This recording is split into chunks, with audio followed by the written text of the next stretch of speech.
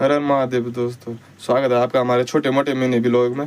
तो हम इधर आ रखे थे थोड़ा घूमने के लिए, तो यहाँ पे चल रही थी एक लोडिंग, एक डंपर लोड हो रहा था। तो ये उस्ताद जी बड़े मजे से जेसीबी को खुद आए देख रहे थे कि कैसा काट रहा है ये।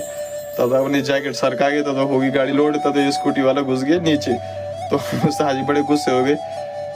तो आप चल दिए आगे के लिए, यहाँ पे हमने गाड़ी करनी है खाली। यहाँ आगे से ट्रैफिक भी आ रखा था, 2-3 डंपर भी हो रखे थे। एक मैक्स वाले ने गाड़ी लगा दी ऊपर के लिए, तो हमें जाना था अंदर की साइड।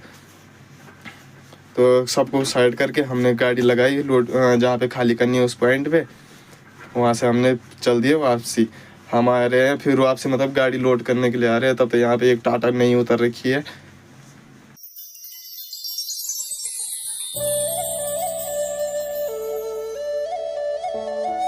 हम यहाँ पहुँच गए लोडिंग पॉइंट में। यहाँ पे तब तक जाम लगा हुआ है, यहाँ जेसीबी भी साइड पे हो रखी थी। तो हम आगे लोडिंग पॉइंट पे, यहाँ पे अभी